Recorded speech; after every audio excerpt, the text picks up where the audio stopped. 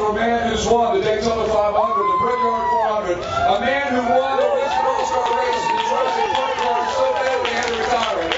Four-time Cup champion, Mr. Chuck Gordon.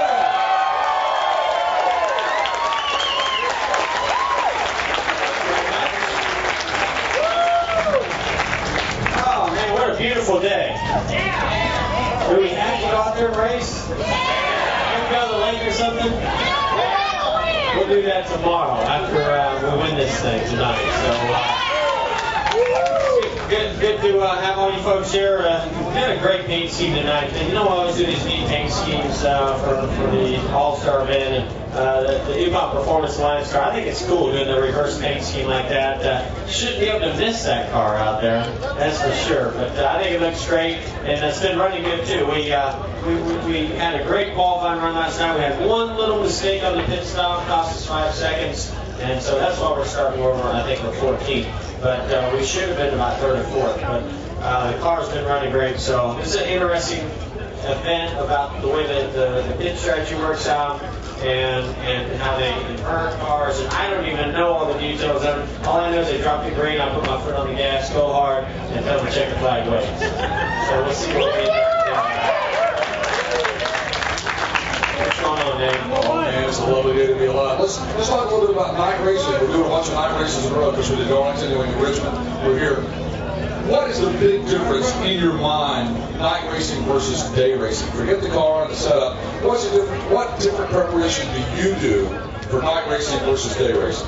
Well, this event in itself is unique to any other one. So there's a difference. The fact that we're racing at night versus daytime, but it's also nighttime in the All-Star event, which is a huge difference because you know, in this event, it's great and cool because the nighttime the lights come on. You know, I think there's a sense of speed that you get to really feel how fast we're really going, and I think the fans are more excited. I think the drivers are more excited, and then you throw on top of that the All-Star event. Guys are charging harder than they charge all year long. You know, any racing we go to, because points are involved in all the other events. This one is just all about number one. It's all about winning that race. It's all about money and prestige and that trophy and celebrating with your team and trying to carry momentum into next week.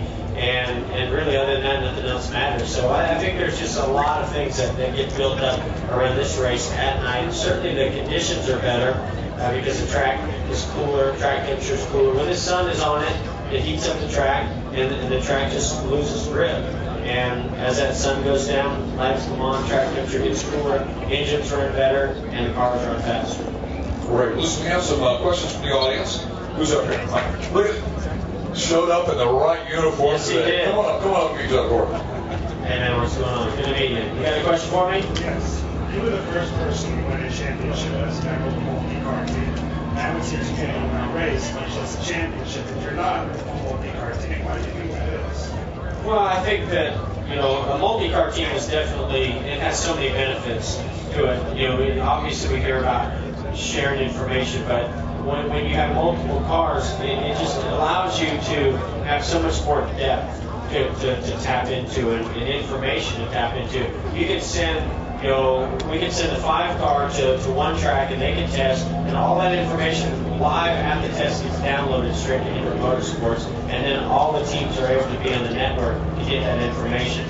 And then vice versa, we do the same thing. So when all those teams are gathering information and giving it, you know, to one another, it just makes us all stronger. Plus, it allows us to go test one place, then to go test somewhere else, and it allows us to really utilize the time much better.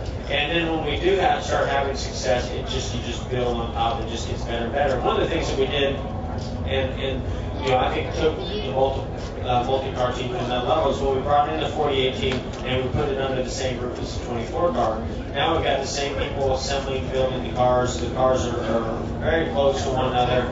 They're identical when they leave the shop. They're not always the same setup-wise, but we're now doing that with the 5 and the 25 as well. So there are many benefits, you know, to it, and you know, we've been very fortunate that Rick kind of started it and really was the first to make it work. I remember when I signed on with him at Motorsports, we didn't even have DuPont as a sponsor, but everybody said, "You're crazy, man. They'll go over there. You know, they got too much going on, and they can't stay focused on one team, let alone try to add a third team." Because at that time it was only two, and we kind of rewrote the history books on that one. Now everybody wants to be there. Good question, man. Appreciate it. Thanks a lot. All right. There's one in every crowd. There's one in every crowd. Hello. You're the one. No, we have several today. I have several for you. You got several? We went through and sifted them out. We got several. One of several, yeah. All right, what's your question? My question is, last night I went to the qualifying for the annual All-Star race, and the announcer said it was $5 million, that was supposed to be a fundraiser, that we could expect some payback from some of the drivers. Is this true? I hope it's not true, because I might have a few comments, so I don't know. I really don't think that. I think what it is it is a much looser race for the drivers. You know, we're pushing ourselves a lot harder, and when you're pushing the limits of the car that much more, you're on a track like Charlotte that has multiple grooves. Things can happen. And look very accidental. But I will say, if a payback's going to happen, I'd rather happen this week than next week when it comes to the points in the championship. But I really don't think guys go out there with that mentality. I think that, you know, everybody wants to go out there to win the race. And my philosophy is, I'm not out there trying to make friends, but I'm also not trying to make any enemies. And so I want the $1 million. I want to be celebrating with my team in victory lane later. You know, so I know that I really try to get those things off my back right away. And there are some drivers that hold on to things a little bit longer than others, and those are the ones that if you had a run-in, then you got to think about that. At least have it in the back of your mind. But I hope that we're professional enough to be able to move past those things. And there aren't guys out there thinking that way as they approach the race tonight. Okay, thank you very much. You know what's Thank you. that's what Neil Mott said the difference between a good race car driver and a great race car driver. He said a good race car driver can spin you out. A great race car driver spins you out and makes it look like it's your fault. And the last one, this is the two in every crowd. One every crowd, you had two today. All right, yeah, here. What's your question? Last year I understand you were in the hospital in New York City. Did anybody ask you for an autograph? I don't know. No, they didn't. You know, the coolest thing is that I was in there and really nobody knew I was the doctor that put me in there. I had a really bad headache that broke into a fever and everything else, and don't want to go into details, but just had this really bad flu that hit me, you know, all of a sudden. And so I'm in there, and no, I was pretty much on my own. But as I was there for about 3 days, and as I was getting ready to leave, the word kind of started getting around, some of the nurses and different things, and so I said, you know, I have to leave now because I have to go be on TV.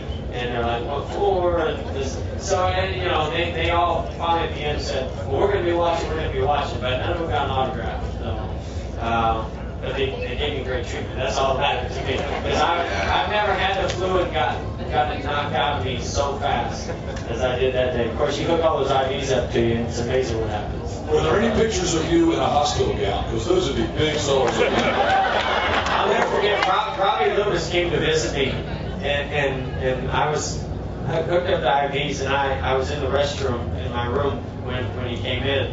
And so I come out there and I've got the card, the hospital gown thing on. He's like, whoa, I need to get out of here. I cannot see my driver looking like this. It's like, this is not the way, because I picture you in that uniform out there charging that car to the front. He goes, this is not something that's going to do anything. We had fun with it. Listen, we know you need to go inside before you leave. We have a few pieces of these autographs. We'll give this away as door prizes. And then we're going to wish you good luck, and we're going to get a prediction about, I'll predict, what do you think? 10 laps before he goes to the front? We give 10 laps? I think we give it 10 laps to go to the front. That should be enough. I'm not Superman. Okay. You can do what I want. All right. will give you 12 laps to get to the front. It's going to be that way. But Jeff signed which of course he signed. So you've negotiated 12 laps. What do you need 12 laps to get to the lead? I don't know. I mean, the new surface definitely is going to make a difference. And none of us really know what to think. I know we've got a good race car. So, if I picked off one car per lap, then that would be, 13, 14 laps. So, maybe. But we're the one on the only one down. Hey, I want to say thanks to DuPont Performance Alliance. We're at the All-Star event.